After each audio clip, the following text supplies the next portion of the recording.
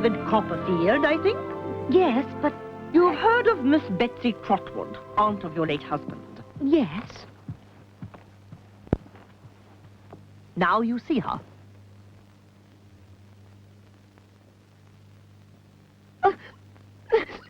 Come now. Don't do that. Here. Take off your bonnet, child, and let me see you. Why, bless my heart. You're only a baby. And here you are with child and wearing a widow's weeds. Oh, now, child. What's the matter? I'm all in a tremble. I don't know what will happen. I'll die. I'm sure I'll die. That, my child, is absolute nonsense. What you need is a good, strong cup of tea. What do you call your girl? I don't know yet that it will be a girl, Mum. No, wake up, child. I meant your servant girl. Oh, Peggotty. Peggotty? Her Christian name is Clara, but that's the same as mine, so I call her Peggotty to avoid any confusion. Peggotty!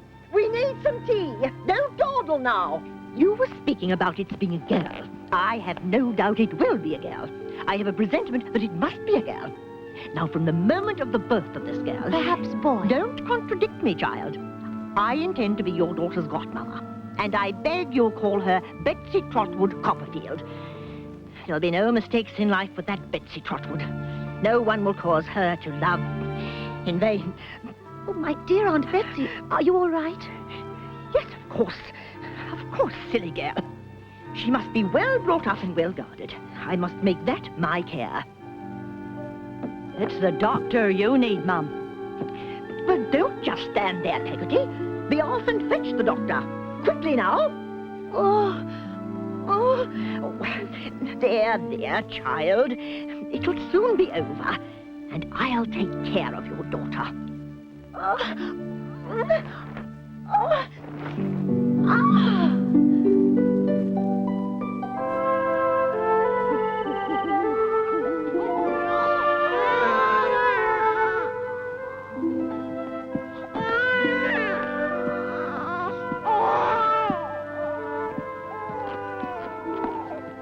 Miss Trotwood, would you like to see the baby? He's a strong little fellow with a pair of lungs like the wind at sea. But he's well, and so is my mistress. We've called him David after his father, David Copperfield. Miss Trotwood. How is she? Oh, she's comfortable, Mum. The doctor says she's as comfortable as a young mother can expect to be under these melancholy circumstances. Peggotty, you seem to have a mind as wondrous as your name. I meant the baby. How is she? My name seems to be as wondrous as your understanding, Mum. The baby is a boy. Oh!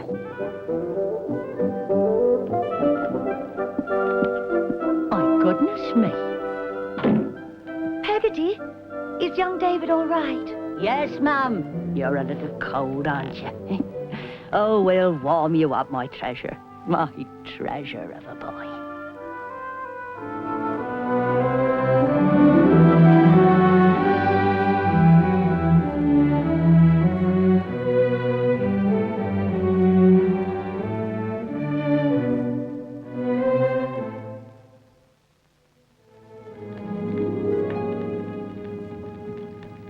Tea time, David.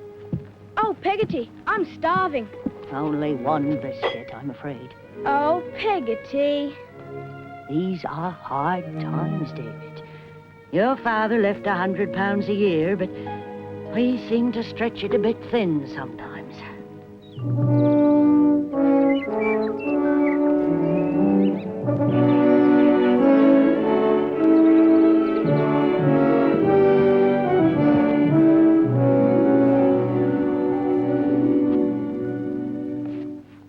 I hope you had a pleasant evening, Mum. Oh, yes, thank you, Peggotty.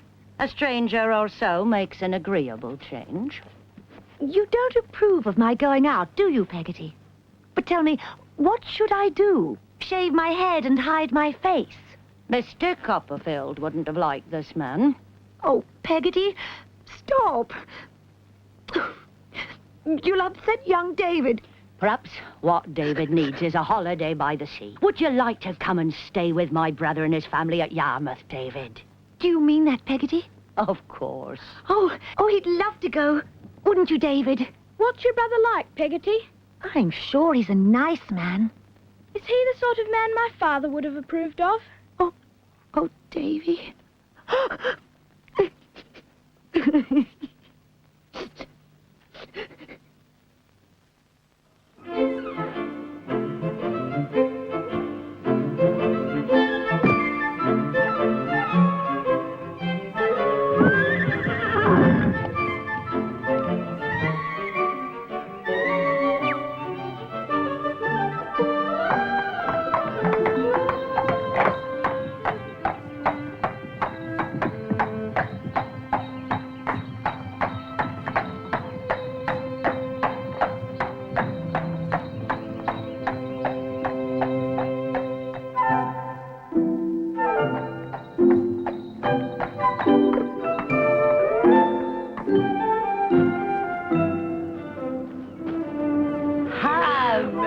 There's my ham, growed out of all knowing.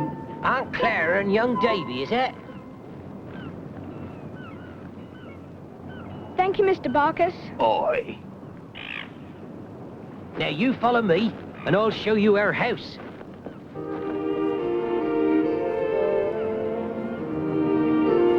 That's a house? That ship-looking thing? Yes, Master Davy, that's our home. Ahoy there! This is my brother, David, and this is his adopted niece, Emily. Welcome to the pair of ye, and I hope you'll stay as long as you like. She's a shy one, little Emily, God bless her. Come on, young Davy, I'll show you your room. Here we are, Davy, your own room.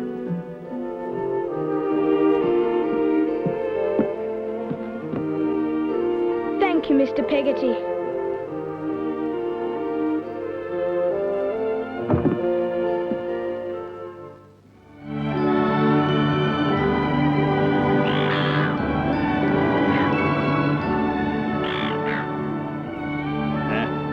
Those young folks seem to be enjoying each other's company.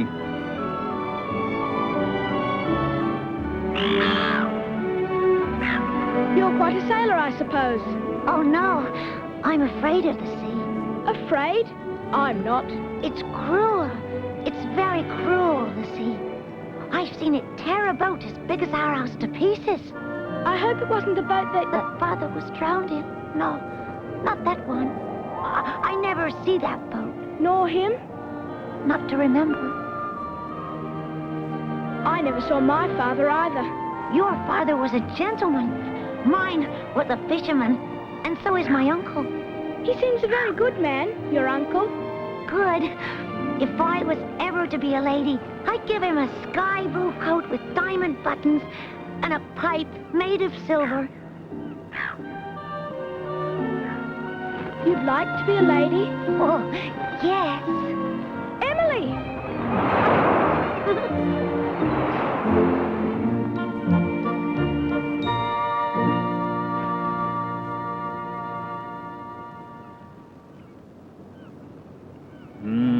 Look at them, like a couple of young thrushes.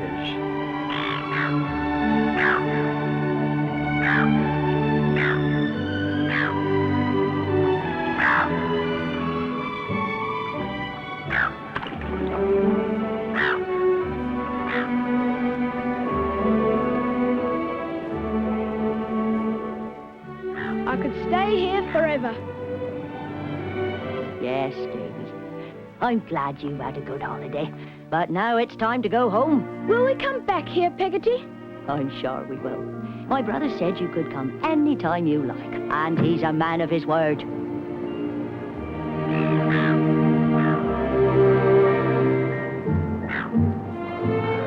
You will write to me, won't you? Yes, Emily. And I'll miss you too.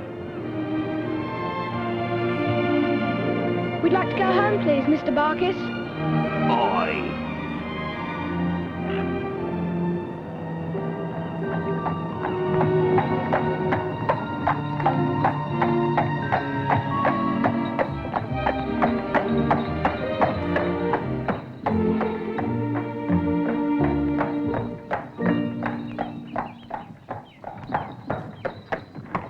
Mr. Barkis. Aye. What's the matter, Peggotty? Wait till we get inside, Davy. Now, what is it? I should have told you before now, but you were so busy and happy, and I couldn't exactly bring my mind to it. Go on, Peggotty. Master Davy, what do you think?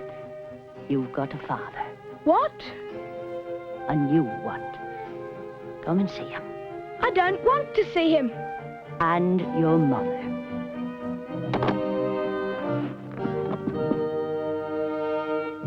Now, Clara, control yourself. Always control yourself. Davy boy, how do you do?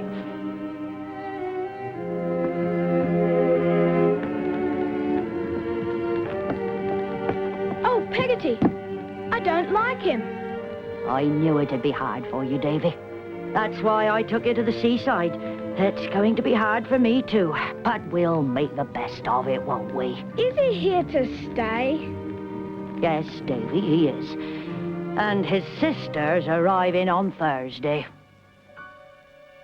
Oh, you must be the one with the strange name. Peggotty, Mum. And this must be your mistress's boy. Yes, Mum. David. Generally speaking, I don't like boys. How do you do, boy? Well, thank you, ma'am. But who are you? You wants manners, this boy. I am Miss Murdston, your new father's sister, and I have come to stay.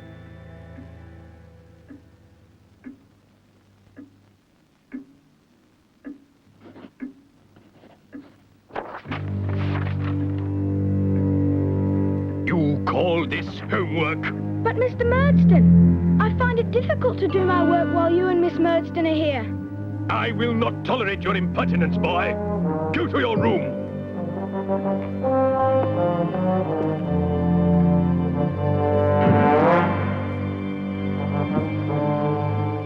Edward, please. Now, Clara, the boy needs firmness. You're much too soft with him. Please, Mr. Murdston, sir. I tried hard to do my homework. You didn't try hard enough, David.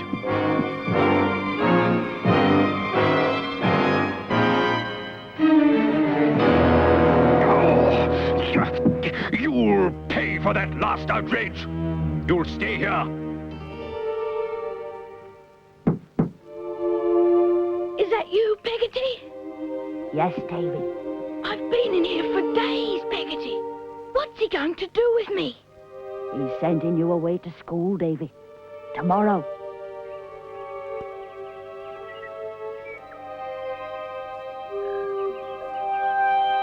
Here, Davy.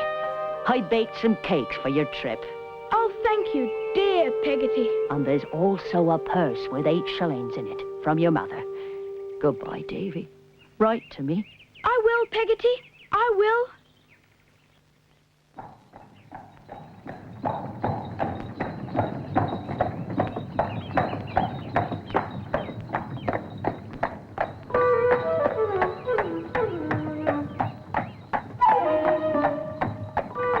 Did she make that cake?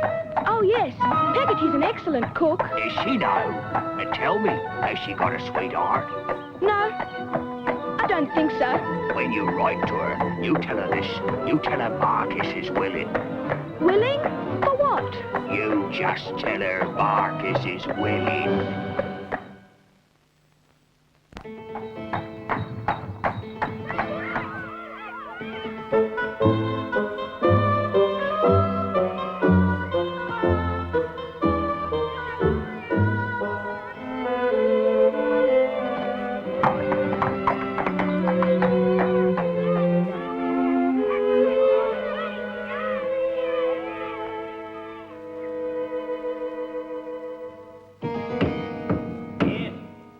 It's Copperfield, sir. David Copperfield. Yeah. New boy? Yes, sir. Wait here, boy.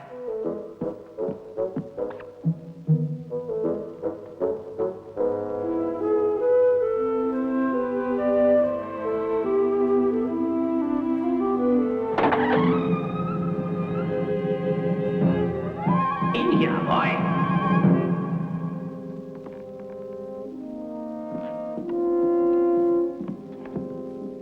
you're Copperfield, eh?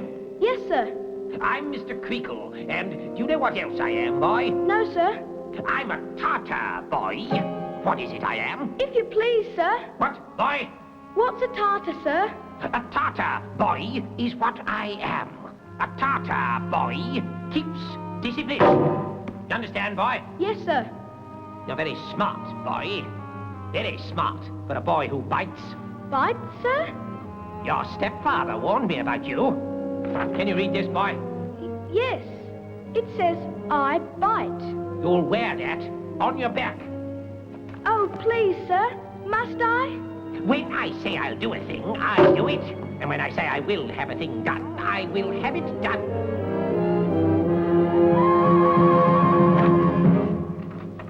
If I see you without it, boy, you'll see what a Tartar can do.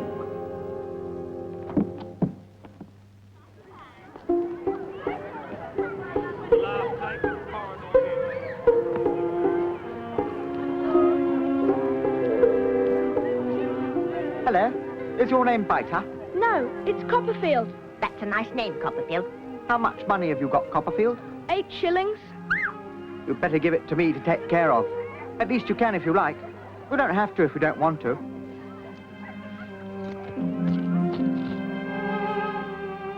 Do you want to spend anything now? No, thank you. You can if you like. Just say the word. No, thank you, sir. Perhaps you'd like to spend a shilling or so on almond cake, and perhaps another shilling or so on biscuits. And there'd be a couple of shillings worth in a bottle of red currant wine. Like me to get the stuff for you? Yes, I'd like that. I can go out when I like, and I'll smuggle the grog in. So don't worry about anything. My name's Steerforth, by the way. Are we all allowed to share in this feast? Of course. Steerforth's not a bully.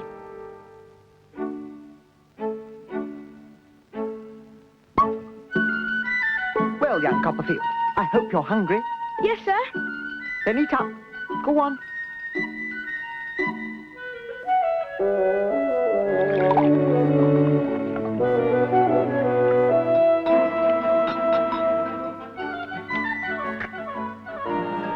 So Robinson Crusoe had to build a raft to get out to the wrecked ship. And he set about building it by finding pieces of wood on the beach. Oh, I'm tired, Steerforth. Do I have to tell any more? No, that's enough for now. Good night, young Copperfield. And don't worry, I'll take care of you. Thank you, Steerforth.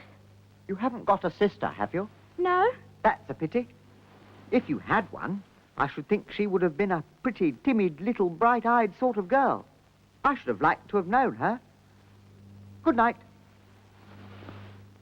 Good night, David. Good night, Traddles.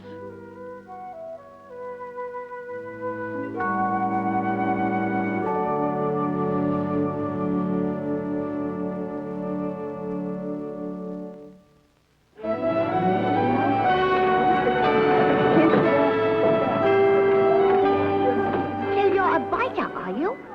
Who did you bite? My stepfather.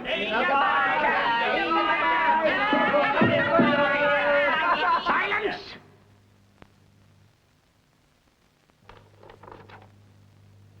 Steerforth, Yes, sir? I am informed by one who should know that this young man is a biter. Why did you remove the sign that warned the world of this? I felt, sir, that it caused more difficulties than it was worth. It was very hard on the masters, sir, when they wished to cane him.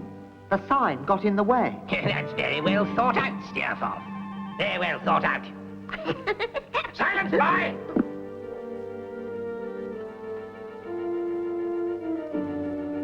Thank you, Steerforth. I think. No trouble, young Copperfield. Oh, if I ever saw Crinkle standing on the edge of a cliff... What's that? Traddles? Nothing, sir. You have visitors, Copperfield. Look smart, lad, and keep your teeth to yourself. Hello, Master Davy. Hello, Mr. Peggotty. Hello, Ham. We brought you some whittles, Master Davy. Oh, thank you both. And tell me, how is dear Peggotty and little Emily? They're uncommon well, Master Davy. Uncommon well. Well, Davy, You must be settling into school by now. How'd you like it? Mr. Creakle is a bit of a tartar, but I have my friends, Traddle and Steerforth.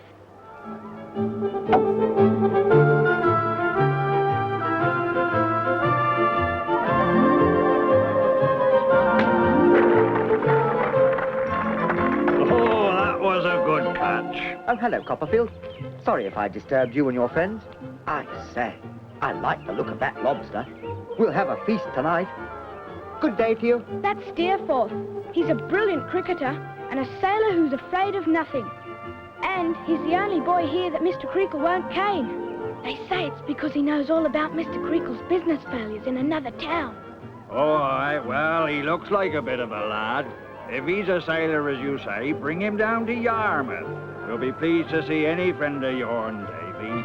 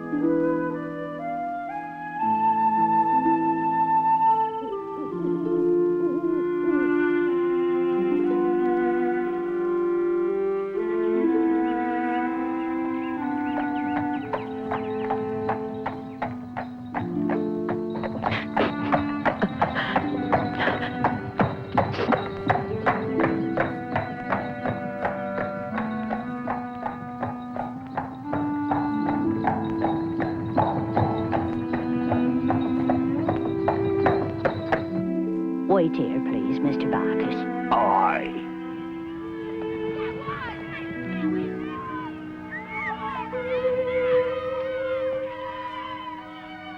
I'm so very happy to see you again, Peggotty. I have bad news for you, Davy. Mother? Is she all right? No, Davy, she's not. I'm afraid she's dead. Mother? Dead?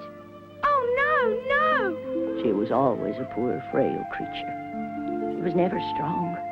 And now the poor little thing is gone. Then what will I... She'll come home with me for the funeral. Then it'll be up to Mr. Murdstone and his sister to decide what's to be done. But Peggotty, what will I do? There, Davy. We must both be brave.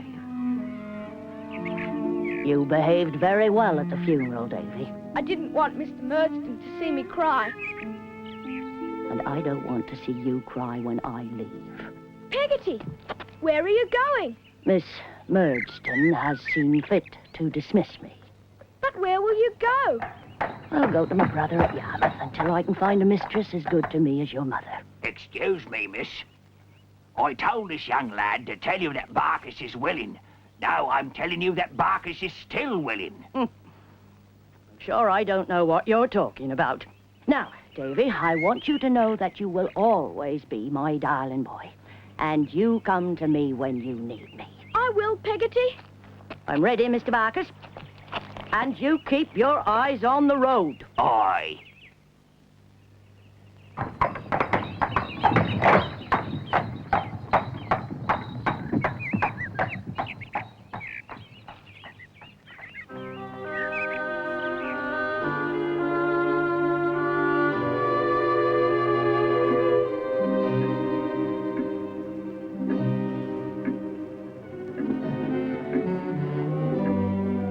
David, Yes, sir. you have been causing me a great deal of concern lately. And me. It seems that it would be advisable for me to take you away from that school where you appear to be making no progress. No progress at all. Jane, leave this matter to me, if you please. A boy of your disposition would do well to be exposed as soon as possible to the ways of the working world.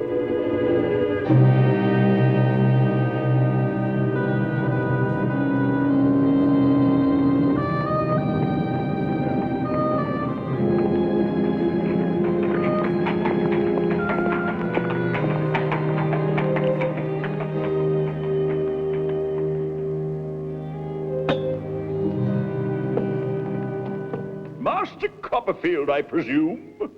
My name is Micawber, Wilkins Micawber in short. You will no doubt note that Wilkins Micawber is not a name you hear bandied about the ale houses of Suffolk, whence I believe you hail. I haven't heard anything. Quite so.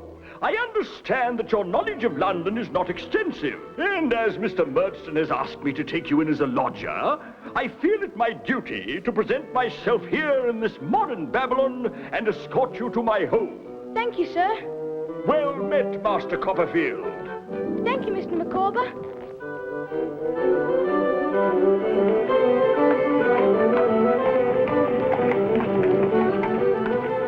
A poor thing, but not mine own. After you, Master Copperfield. I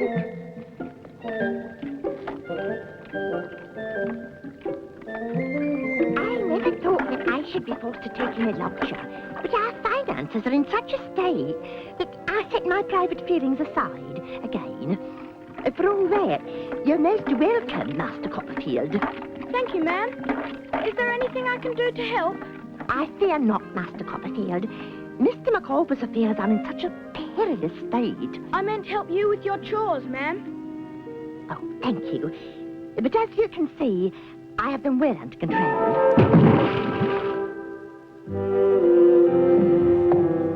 Would you care for some lunch, Master Copperfield? Thank you. Will you have some?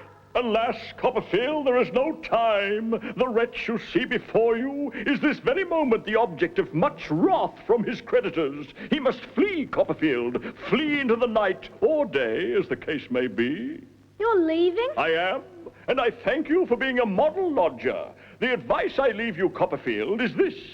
Annual income, £20. Annual expenditure, 19, 19 and 6. Result, happiness. Annual income, £20. Annual expenditure, £20 ought and 6. Result, misery. Is there anything I can do to help? Bless you, but no. I trust we shall meet again, Copperfield. And if I can advance your prospects in any way, then I shall. Farewell, my young friend. Goodbye, Mr. Micawber.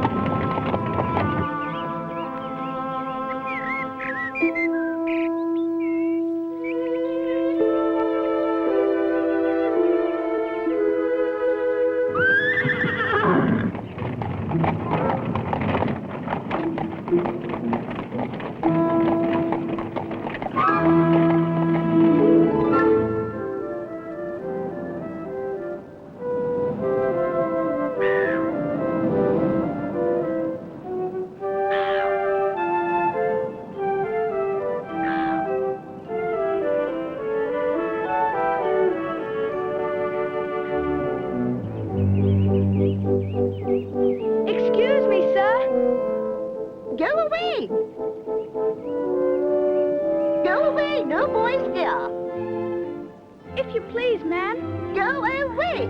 If you please, Aunt. Eh? I'm your nephew, David Copperfield, and I've nowhere to go. I've walked here from London.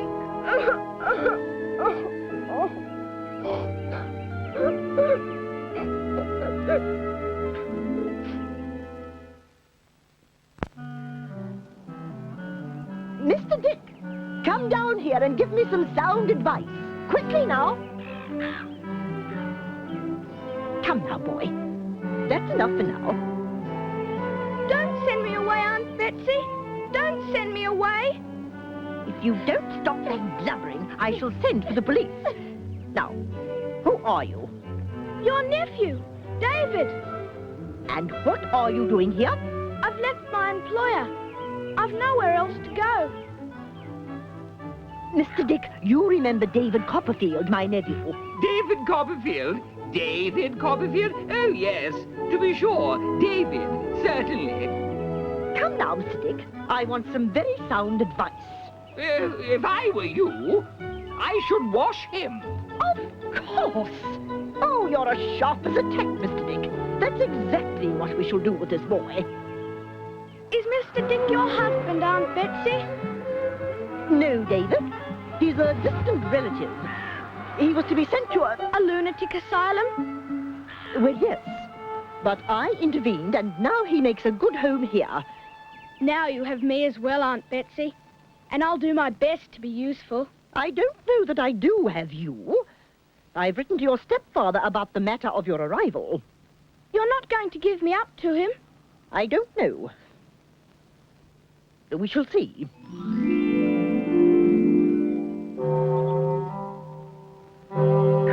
Miss Trotwood, this unhappy boy who has run away from his friends and his occupation... And whose appearance is a disgrace. Jane, please have the goodness not to interrupt me. I am sorry David's appearance does not impress you. Mr. Dick was kind enough to relinquish part of his extensive wardrobe to clothe the boy. It is not his appearance that concerns me, Miss Trotwood. It is his character.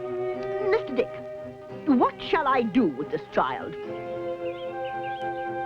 Have him measured for a suit of clothes immediately.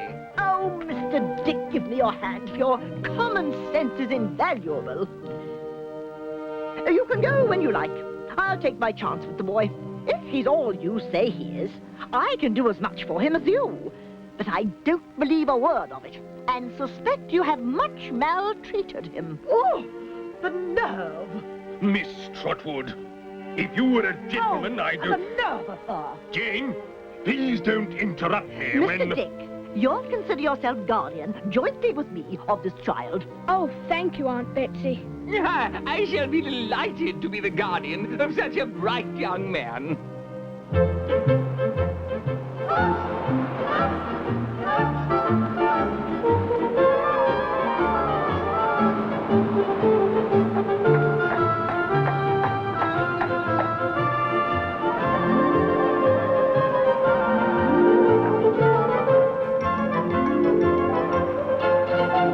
David, at last.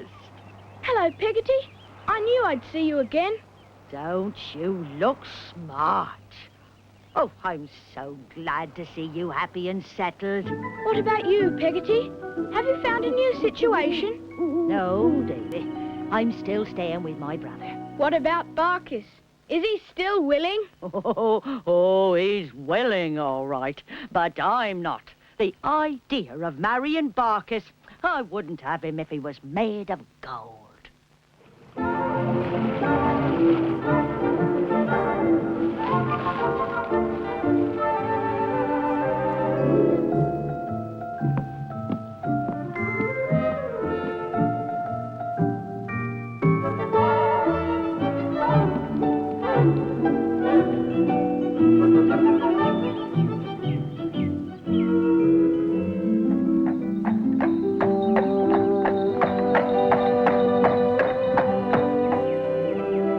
What do you think, Davy? I'm engaged to be married. To who? To Barkis, of course. I'll have him as long as he behaves. We'll live in Yarmouth near my brother. You must come to visit us. Young Emily will be pleased to see you, I know that much. I will, Peggotty. In the holidays, Aunt Betsy is sending me back to school. Am I going to a large school, Aunt Betsy? We're going to Mr. Whitfield's first. Does he keep a school? No, he keeps an office.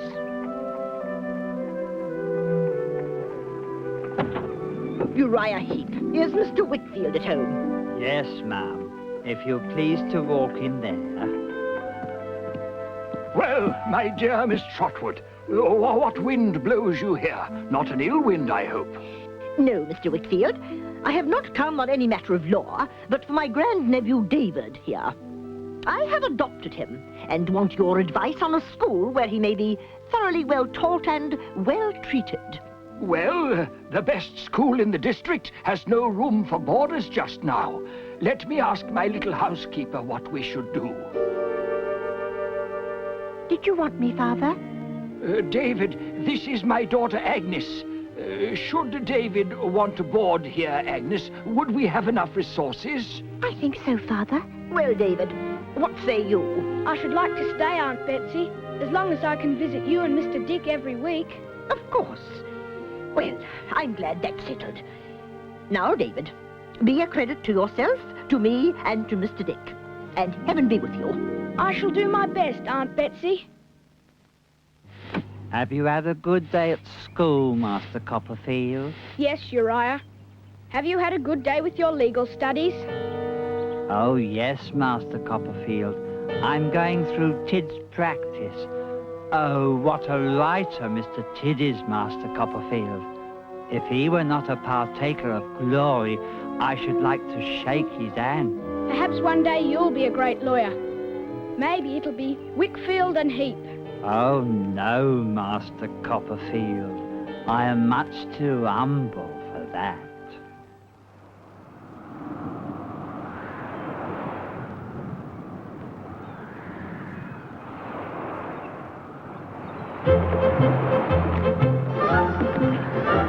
Steer forth! Steer forth! Steer forth!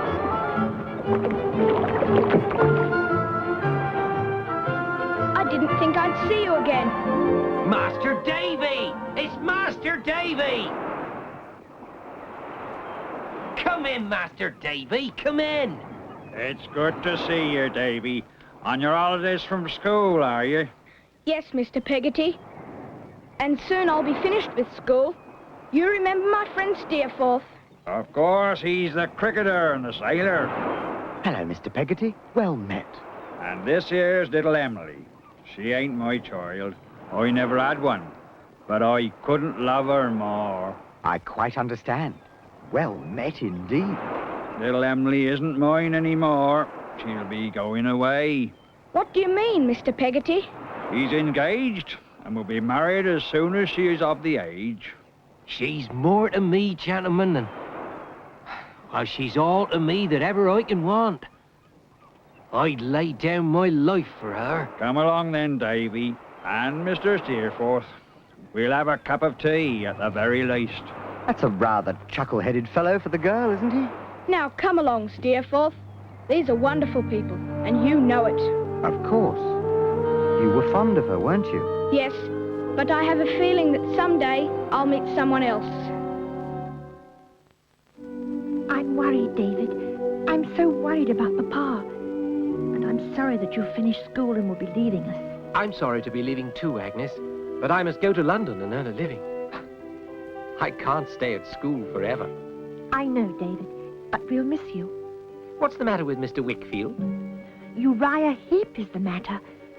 I believe he's going to enter into partnership with Papa. What? Uriah? How could that mean, fawning snake be considered for such a promotion? Why, Agnes, you must protest. What can I do, David? Uriah has discovered Papa's weaknesses and taken advantage of them. He's made himself indispensable. Here we are, Mr. Wickfield. And you'll be wanting some wine too, won't you? Thank you, Uriah. And how are you this evening, Master Copperfield? Agnes, my little girl. She was crying. You go and see to her, Mr. Wickfield. I have risen from my humble station since you first met me, Master Copperfield, but I am humble still. You will not think the worse of my humbleness if I share a little confidence with you, Master Copperfield, will you? I suppose not. The confidence is this, Master Copperfield. Humble though I may be, I love Agnes Wickfield.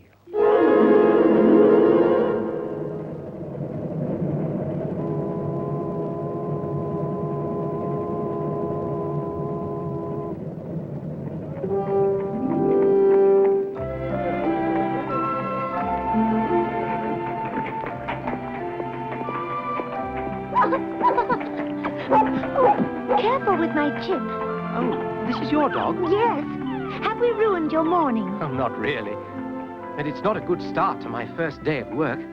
I'm due in there, and I should look my best. Oh, I'm due in there, too. My name's Dora Spenlow. Spenlow? My father.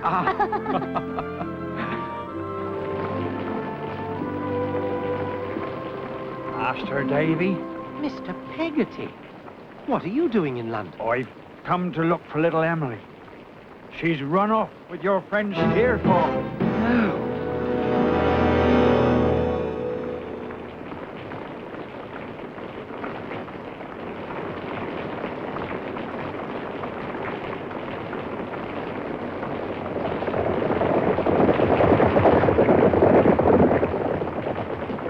I'll find her. I'll track them down to the end of the earth, and then I'll bring her home to Yarmouth. I'll find them no matter where they hide. It was you who brought Steerforth here to my home. No. No.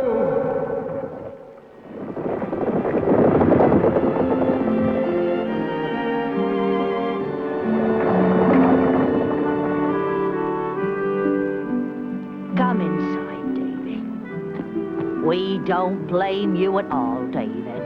If it hadn't been Steerforth, it would have been someone else. That girl has always had ambitions. I feel so sorry for Ham. Where is he?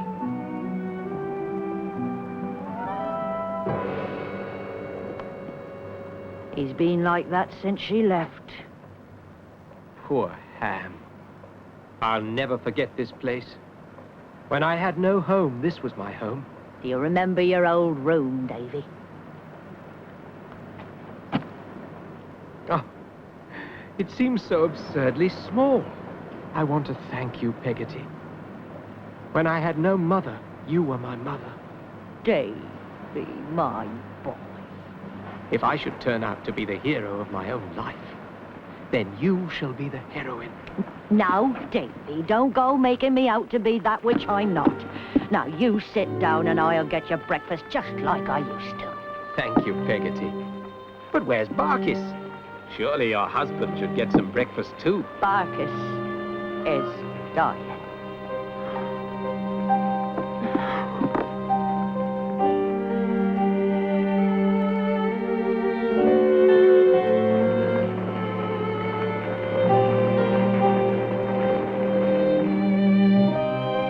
You remember my friend Steerforth? Of course, he's the cricketer and the sailor. Hello, Mr. Peggotty. Well met. And this here's little Emily. She's more to me, gentlemen, and well, she's all to me that ever I can want. I'd lay down my life for her.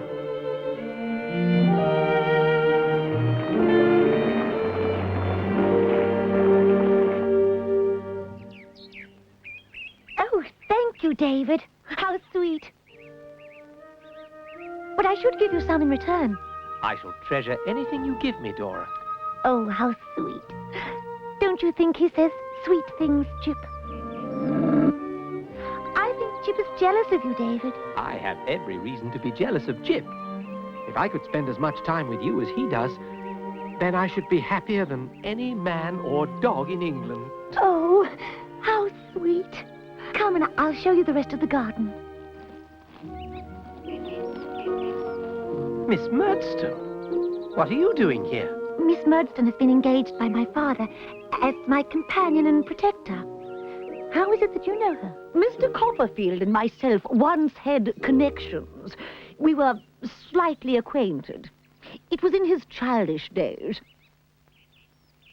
Circumstances have separated us since. I should not have known him now. Miss Murdstone lives here, does she? Yes, she does. And long to see you. Can you arrange for your companion and protector to be away for the day so that we can...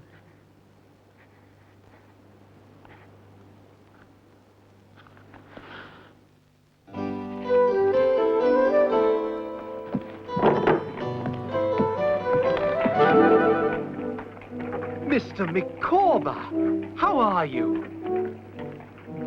Good heavens! Is it possible? Have I again the pleasure of beholding Copperfield? And how go your business dealings, Mr. Micawber? Ah, yes, business. At present, my dear Copperfield, I have found it necessary to fall back before making what I trust I shall not be accused of presumption in terming a spring. I'm sure you will spring like a tiger, Mr. Micawber. In the meantime, could I invite you and Mrs. Micawber to dine with me in my chambers? Young Copperfield in chambers. Oh, time, you are a thief and a rogue. We shall be delighted, my friend, and you may depend upon it that we shall be hungry. Tomorrow evening, then.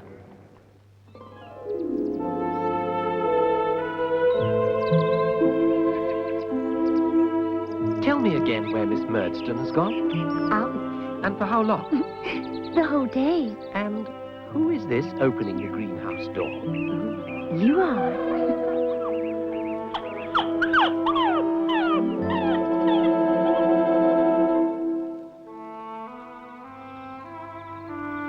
My dear Copperfield, this is luxurious. This reminds me of the period when I was myself in a similar state to your good self, and Mrs. Micawber had not yet been solicited to plight her faith with this unworthy wretch. How? He means solicited by him, Mr. Copperfield. He was the one who solicited me. My dear, I detect a note of regret in your dove-like voice. You seem to be railing at the fate which reserved you for one who was destined to fall victim to pecuniary involvements of a complicated nature. Our financial problems are of your making, Micawber. I never deserved this. My love, you will forgive, I'm sure, the momentary laceration of a spirit wounded by the minions of oblivion. Mr. Micawber, I'm equally sure that you will have some more wine. Now tell me, Copperfield, with the example of such a tested union as that between myself and Mrs. Micawber before you, have you any thoughts on the twin peaks of human existence, namely love and marriage, to occupy your mind? Indeed I have, Mr. Micawber. I have met the most wonderful girl. Her name is Dora. I couldn't be happier. Aunt Betsy! What an unexpected pleasure. Yes, indeed, David. Well, come in and sit down on the sofa. Thank you, David. I prefer to sit upon my property. Aunt Betsy, is something the matter? David, have you become firm and self-reliant? I hope so, Aunt Betsy. Why do you think I prefer to sit upon this property of mine tonight? I don't know, Aunt Betsy. Because it's all I have. Because I'm ruined, my dear. Oh, no. My dear lady, fear not. I have been to the land of penury, but I have returned. Such is the human spirit. Your friend is right, David. We must learn to act the play out. We must live misfortune down and not suffer it to frighten us. Isn't that right, Mr. Dick?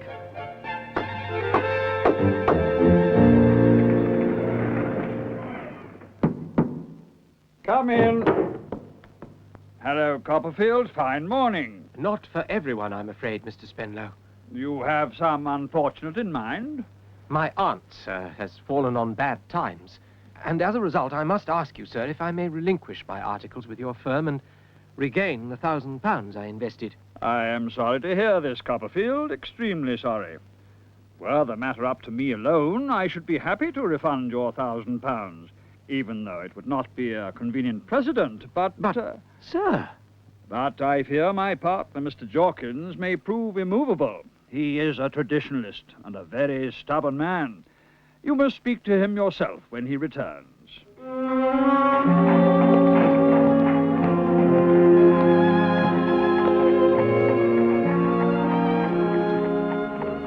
Agnes! What a delight! There is no one I would wish to see more in the world. What about this person, Dora, I have heard of? Well, yes, perhaps Dora first, especially as I hope to marry her. But tell me, how go things at home? Well, not well, I'm afraid. Uriah Heep has moved into the house. He sleeps in your old room. Oh, I wish I had the ordering of his dreams. He wouldn't sleep there long. Oh, come and ride with me, David. We have much to catch up on.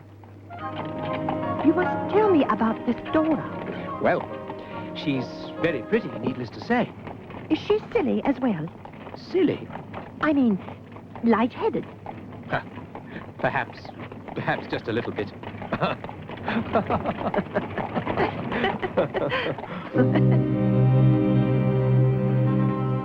Good morning, Mr. Spenlow. Be so good as to go up to my office, Copperfield. Yes, sir.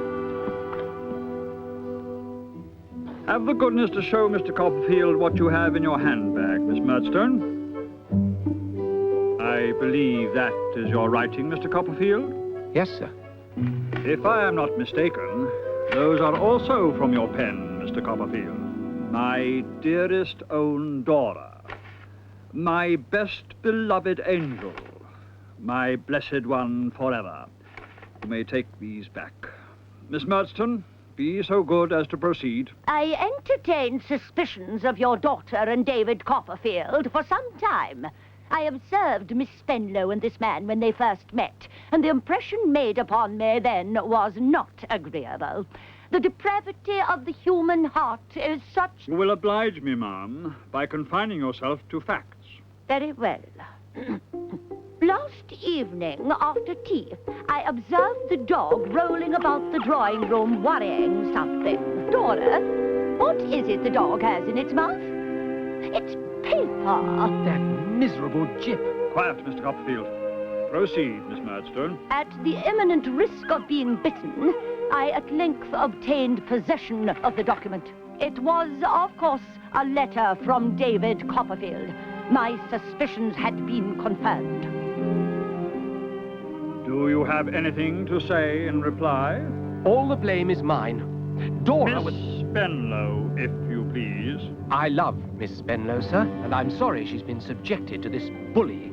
You have been the cause of the trouble she now finds herself in, and you will oblige me by agreeing never to see her again. I cannot undertake to carry out such an agreement. You will not see her again. If she is willing, then I shall see her again. If only my brother had brought him up.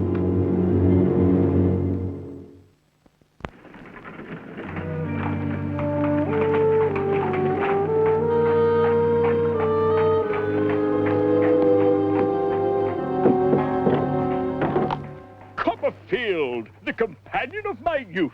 Well met, sir. Well met indeed, Mr. Micawber. But can this be right? Are you working for Wickfield and Heap? But where is your family? Have you a home? Indeed we have. Uriah Heep has moved into this house, and we have rented his former quarters. But what brings you to Canterbury? I had to go and check the tenants of my aunt's cottage for her. Have you seen Agnes? Is she about? Through here, sir, lies the object of your affection. You mistake me, Mr. Micawber. I am engaged to be married to one Dora Spenlow. Welcome back, David. Agnes, I'm so pleased to see you. Now be careful, David. Your friend Dora might get jealous. Dora and I are in difficulties at the moment. Her father has disapproved of our engagement and forbidden her to see me. I'm sorry to hear that, David. Agnes, you've always been dear to me. Oh, yes, David? Yes, you've been like a sister. Do I seem like a brother to you? No, you don't. Agnes, you seem to be upset about something. I'm not upset, David. But I really must go and call Papa for dinner. You will stay, won't you?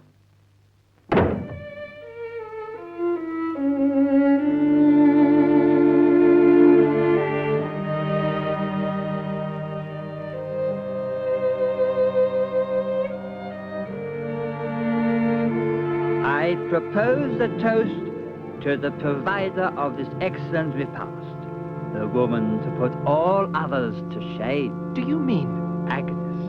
Agnes Wickfield is, I am safe to say, the most divine example of her sex. To be her father is a proud distinction, but to be her husband... No, you monster! Oh. Now, Mr. Wickfield, calm down. Calm down. Look at my torturer. Before him I have step by step abandoned name and reputation, peace and quiet, house and home. You'd better stop him, Copperfield, if you can. He'll say something presently, mind you, you'll be sorry for afterwards. And you'll be sorry to have heard. Oh, David. Oh, see the ruin I am. Papa, you're not well. Come with me. As I was saying, I give you the divinest of her sex.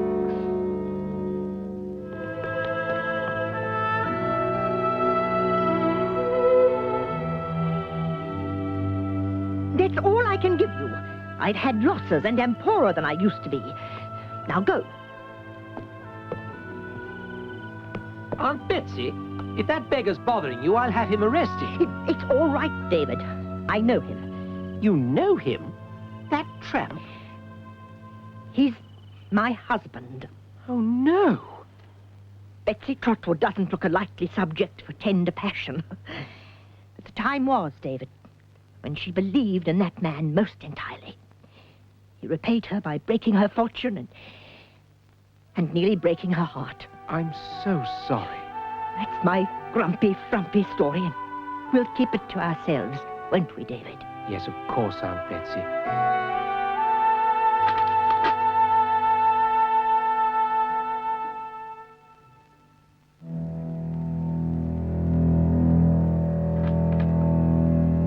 David, what is it? It's Dora's father. He's dead. Oh, dear. Dora will be sad. I must go to her.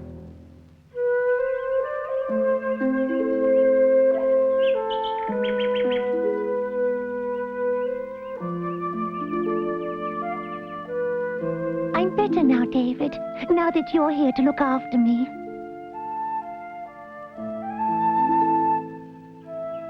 I may not continue with law, my darling. I've always wanted to be a writer.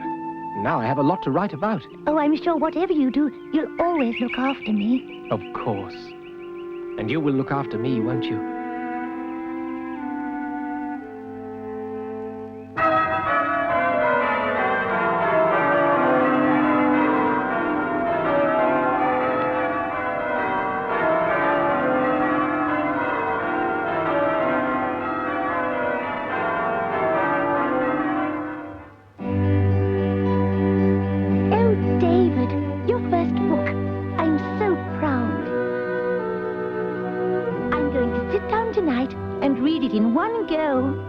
But, my darling, you've already read it. Oh, silly boy. I haven't read it in this version.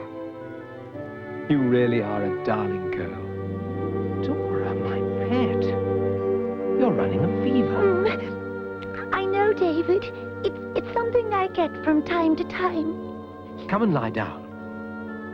My poor darling. I must go out, but I can't leave you alone. Oh, I'll be perfectly all right. I've had this before.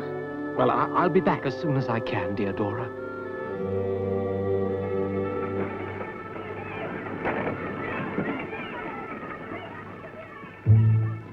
Mr. Peggotty! Boy, bless me soul, it's Davy. Who was that woman? That's Martha. She's from our town. Came to London and, well, she's not been well served by fortune. She says she can find Emily for me and will take me to her tonight. Will you come with me, Davy? Yes, of course. No matter what she's become, I'll still love her. I'll be on this corner come 8 o'clock. Good night, young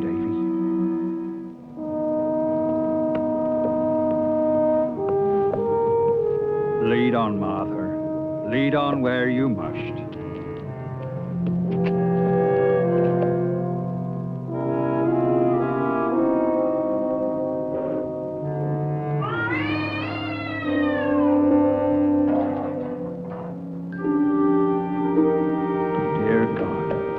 Be safe, that's all.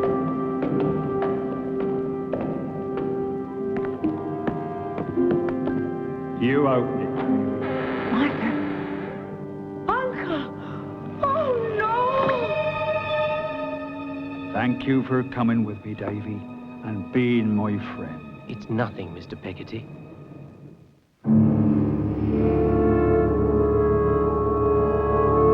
Dora, my darling. You're no better? No, David. Thank you for coming, Agnes. It means so much to me to have you here, giving all your wonderful support. Now, David, since you're so convinced that I'm like a sister to you, it behoves me to behave like a sister, and I'll do anything I can to help. Thank you, Agnes. David, Dora has made 2 requests. She would like to talk with Agnes alone, and she would like to talk to you alone. I'll see her now. Agnes, tell her that I love her and that I'm sorry. Yes, David. She reminds me so much of your sweet mother, David. Such a sweet, pretty, frail creature. She's so delicate, like tinsel. Yes, Peggotty. She's very like tinsel. How is she now? It's as the doctor said. It depends on her will. Why does she want to see Agnes and I separately? I don't know, Davy. How much strength has she left? We'll know by morning.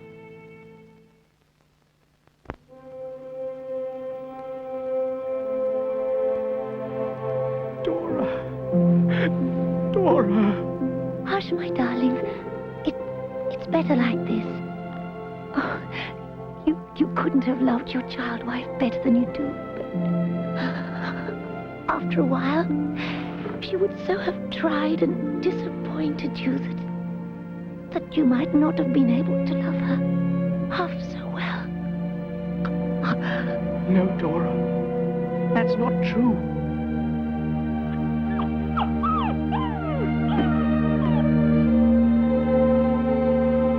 She's dead.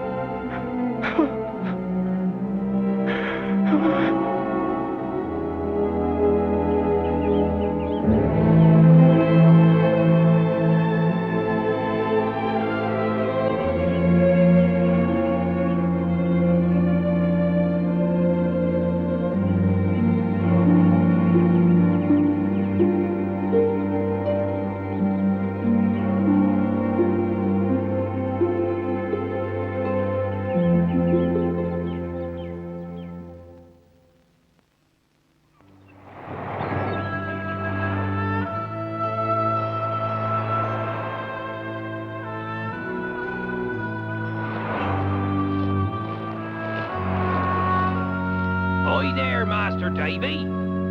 Ahoy there, Ham.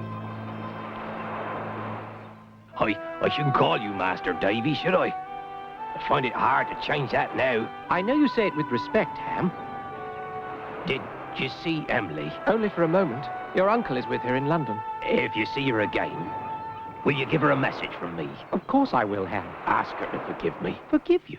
Yes, Master Davy. If I hadn't made her promise to marry me, she might have told me what was struggling in her mind, and I might have saved her. I'm sure she'll forgive you, Ham, as you forgive her.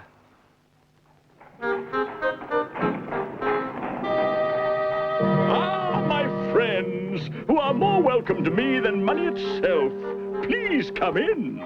Mr. Micawber, I wonder if you would be so good as to tell us why you have called us here. To expose villainy, madame, and to restore your fortunes. 2 noble causes, I think you will agree. Please step this way.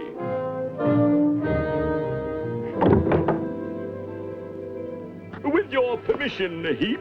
Miss Trotwood, not Mr. Copperfield and Mr. Dick. Well, this is an unexpected pleasure. Things have changed in this office, Miss Trotwood, since I was an humble clerk, haven't they? But I am not changed, Miss Trotwood. No, you've been pretty constant to the promise of your youth, if that's any satisfaction to you. Oh, thank you, madame, for your good opinion. Don't wait, Micawber. What are you waiting for, Micawber? Did you not hear me tell you to go? I did.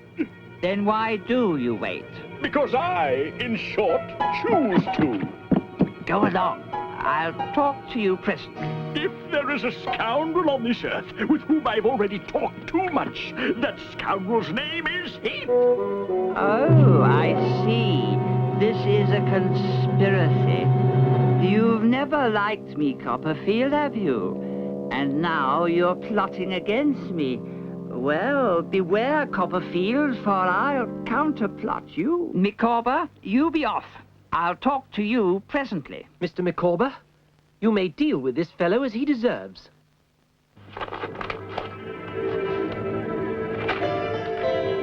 In a state of pecuniary embarrassment bordering on poverty, I entered the office of Wickfield and Heap, an office run by Heap and Heap alone, and only Heap is the forger and the cheat. I'll get even with you, Micawber. Approach me again, you heap of infamy, and if your head is human, I'll break it. Come on, come on. Now, Mr. Micawber, tell us why you have called us here. Very well.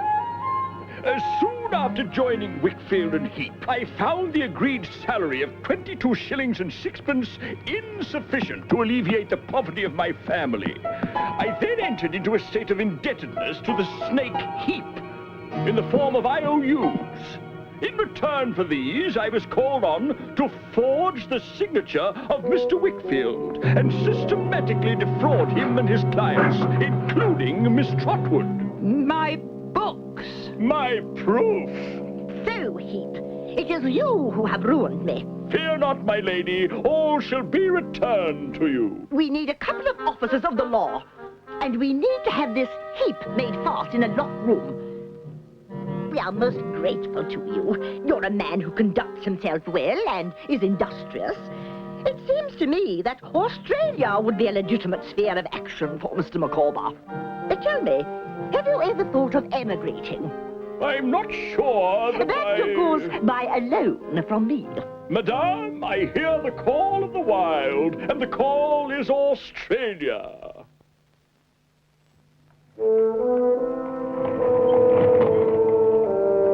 Davy, a moment. Come in, Mr. Peggotty.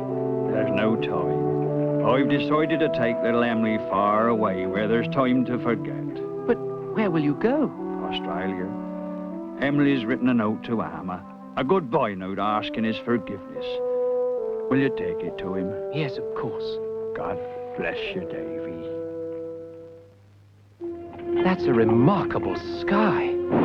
I've never seen one like it. Nor I. Not equal to that. It's wind, sir.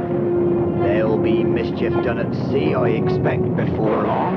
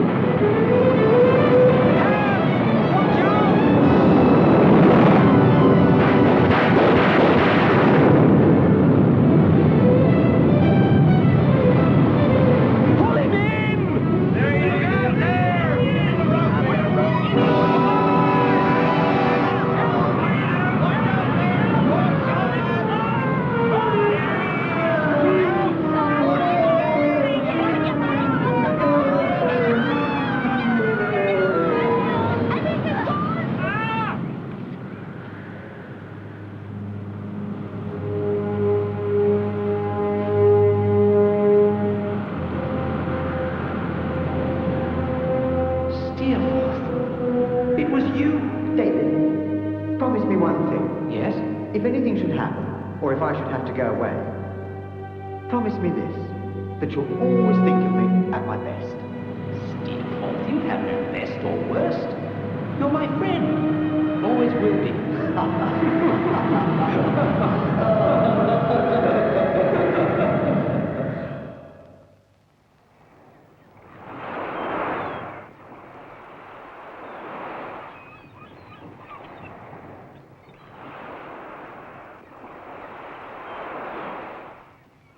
Agnes! David! I thought you'd gone to Switzerland to write your next book. I got an idea that couldn't wait. Another book? No, but perhaps another life. Agnes, if I said I would like to call you something more than sister, something widely different from sister, I would, of course, run the risk of losing your sisterly love. But the fact is, Agnes, I love you, and I've only just realized it. How do you feel? Do I love in vain? Tell me, Agnes, oh, tell me. There is one thing I must say. What is it? I have loved you all my life.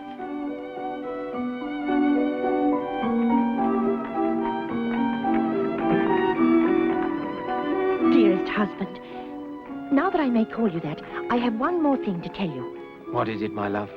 Just before she died, Dora asked to see me. I remember. She made a last request of me, that I would do all in my power to make her wish come true, that if you remarried, it would be to me. Then her wish has come true. Yes, my darling.